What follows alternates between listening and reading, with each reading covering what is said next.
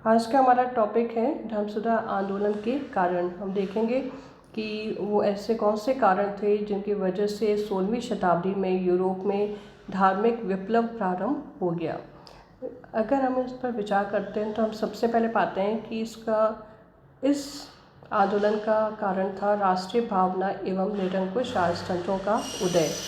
धर्म सुधार आंदोलन का सबसे महत्वपूर्ण कारण था यूरोप के विभिन्न देशों जैसे इंग्लैंड, फ्रांस, स्पेन आदि में राष्ट्रवादी भावना का विकास एवं इस भावना पर आधारित निरंकुश राजतंत्रों का उदय, जिन्होंने चर्च की प्रभुसत्ता को चुनौती दी। राष्ट्र की सर्वोपरिता के सिद्धांत पर आधारित राजनीतिक चेतना ने चर्च एवं पोप के राजनीतिक हस्तक्षेप को अनुचित माना। पोपतंत्र और राजतंत्र दोनों एक दूसरे के आमने सामने आ गए और इस संघर्ष में पोपतंत्र की पराजय हुई, क्योंकि राष्ट्रीय भावना के ज्वाल ने धार्मिक अंधश्रद्धा की दीवारों को तोड़ दिया। शक्तिशाली राष्ट्रवादी राज्यों ने अनेक कानून पास कर अपने राज्यों में पोप की शक्तियों को सीमित कर दिया। उन्हें किसी विदेशी पोप की अधिसत्ता स्वीकार्य न थी। इन राज्यों ने चर्च के न केवल बहुत से अधिकार छीन लिए, बल्कि चर्च की संपत्ति पर कर लगाने का अधिकार भी प्राप्त कर लिया। इन राष्ट्रीय राज्यों की शक्ति का आधार क्या था? राष्ट्रीय चेतना, शक्तिशाली फौजें, संगठित अधिकारी तंत्र, प्रजा पर कर लगाने का अधिकार, नव धनाढ्य व्यापारिक वर्ग का समर्थन आदि। राजतंत्र और पोपतंत्र के मध्य टकराव के मुख्य बिंदु थे। पहला, मध्यकालीन सामंती अव्यवस्था का लाभ उठाते हुए पोप ने विशद राजनीतिक अधिकार प्राप्त कर लिए थे, जिनके आधार पर वह किसी भी रोमन कैथोलिक राज्य में राजनीतिक हस्तक्षेप कर सकता था, मनचाही नियुक्तियां करवा सकता था, यहाँ तक कि आवश्यकता पड़ने पर राजा को धर्म से बहिष्कृत भी कर सकता था। पुनर्जागरण युग के बाद राष्ट्रीय शक्ति संपन्न शासकों को पोप के उक्त राजनीतिक अधिकार स्वीकार्य नहीं थे। दूसरा, रोमन कैथोलिक चर्च के अधीन विपुल भू संपदा थी। बहुत सी भूमि इसमें कर मुक्त थी। इंग्लैंड की लगभग 1/3 भूमि चर्च के अधीन थी। तीसरा, चर्च के अपने न्यायालय थे और राज्य के न्यायालयों से उनका मतभेद बना रहता था। रोमन कैथोलिक राज्यों के नागरिकों को अपनी आय का 10वां हिस्सा धार्मिक कर के रूप में चर्च को देना पड़ता था और यह धनराशि रोम चली जाती थी। दूसरा कारण था पुनर्जागरण एवं मानववादी चेतना का प्रभाव। पुनर्जागरण के फलस्वरूप उत्पन्न तर्क बुद्धि संपन्न चेतना ने धार्मिक अंधविश्वासों की तथा मानववादी दृष्टि ने परलोकमुखी आस्थाओं की जड़ें हिला दी।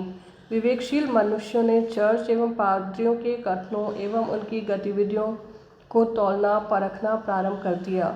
बाइबल की व्याख्या पर भी पादरियों का एकाधिकार नहीं रहा, क्योंकि मुद्रण यंत्र के आविष्कार के बाद बाइबल आसानी से लोगों को उपलब्ध होने लगी। बाइबल में ऐसा कहा गया है, यह कहकर पादरी लोग आसानी से अब लोगों को भ्रमित नहीं कर सकते थे। दूसरी ओर पुनर्जागरण युग की मानववादी चेतना ने धर्म की पारलौकिक महत्ता के सिद्धांत को अस्वीकार कर दिया। मैजनिस एवं एप्पल के शब्दों में चर्च आध्यात्मिक गुणों और पारलौकिक जीवन के लिए तैयारी करने पर बल देता था, लेकिन वे लोग जो इस जीवन के धन धान्य से समृद्ध हो रहे थे और बहुत से ऐसे लोग जिन्हें धन प्राप्त होने की आशा थी, यह विश्वास करते थे कि अलौकिक जीवन में भी सुख के बहुत से अवसर हैं। अगला कारण हम देखते हैं, वो था चर्च की खोखली सिद्धांतपरकता, विलासिता एवं अनाचार। चर्च के अधिकारी जहाँ एक और सादगी और धर्माचरण की शिक्षा दे रहे थे, उनकी व्यक्तिगत जीवन शैली उनके सिद्धांतों के खोखलेपन को उजागर कर रही थी। चर्च के पास विपुल धन संपत्ति होने के बाद वहाँ विलासिता, अनाचार एवं पाखंड के दृश्य दिखाई देने लगे थे। पोप अलेक्जेंडर षष्ठ अपने भ्रष्ट आचरण के लिए कुख्यात था। उसके अनेक अवैध संतानें थीं। येन केन प्रकारेण लोगों से धन ऐंठने के अभियान में लगा रहता था।